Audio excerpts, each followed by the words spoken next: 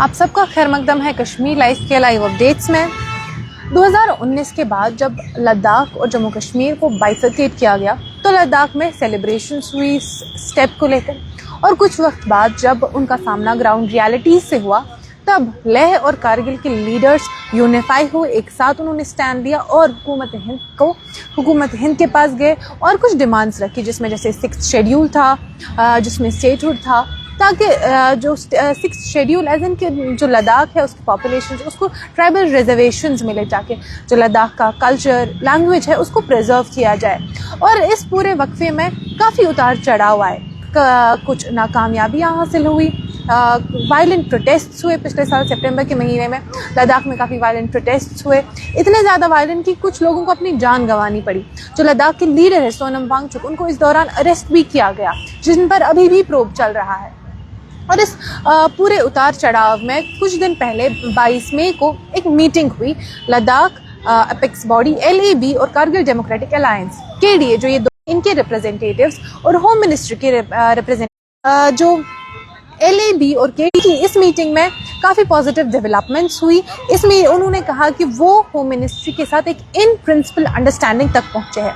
इसमें उन्होंने कहा कि जो उनको कॉन्स्टिट्यूशनल सेफगार्ड्स जो है आर्टिकल 371 के अंडर वो लद्दाख को दिए जाएंगे, जिसमें जो इंडिया में ऑलरेडी कुछ यूटीज़ में है, जहाँ पे उनको कुछ जो कल्चर लैंग्वेज है उनके लिए रिजर्वेशंस मिलती है।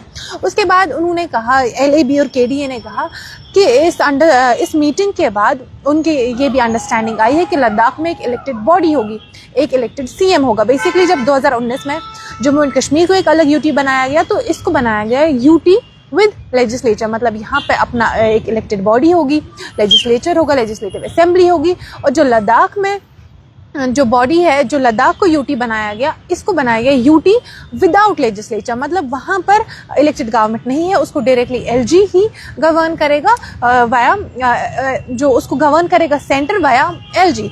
पर उस परसों की इस मीटिंग के बाद LAB और KDA ने कहा कि वहाँ पे अब इलेक्टेड बॉडी भी होगी और एक CM भी होगा, जहाँ पे एग्जीक्यूटिव, लेजिस्लेटिव और फाइनेंशियल बॉडीज इसी इलेक्टेड बॉडी के अंडर आएंगे। जो भी एग्जीक्यूटिव, फाइनेंशियल और लेजिस्लेचर के अंडर जो भी एडमिनिस्ट्रेटिव वर्क आता है वो सारा ये इलेक्टेड बॉडी के थ्रू होगा।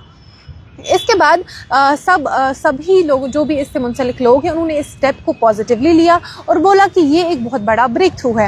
इसके बाद आज जब इस मीटिंग के मिनट्स ऑफ मीटिंग्स आए हैं तो LAB ने इस पे साइन करना मना कर दिया है।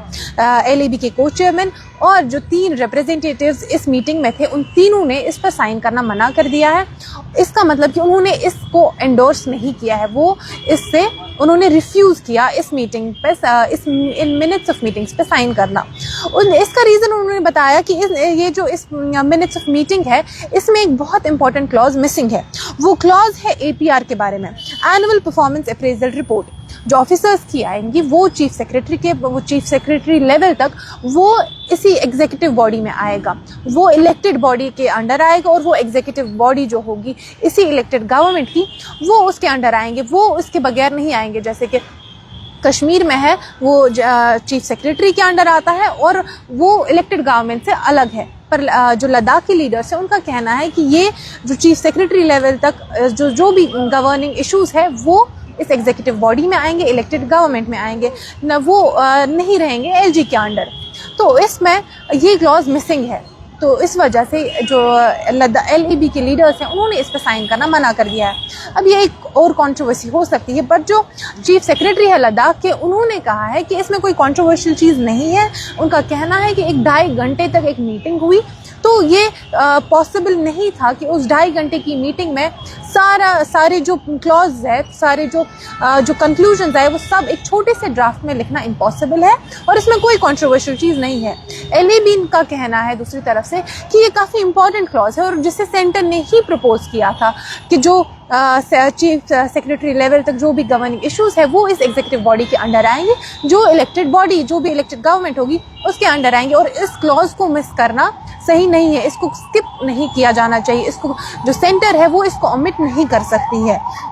अब ये इसी के चलते इन्होंने इस पे साइन नहीं किया है। तो ये जो मुज़ाकरात चल रही थी और जो जिसे एक ब्रेक थ्रू माना जा रहा था, अब अभी ये रुक चुकी है। अब इसके आगे एग्जैक्टली क्या होता है, क्या ये जो डिस्कशंस है ये आगे बढ़ पाएंगी, अभी ये कोई क्लैरिटी है नहीं, ये आने वाला वक्त ही बताएगा। आज के इस लाइव अपडेट में इतना ही। आप देखते रहे कश्मीर लाइव।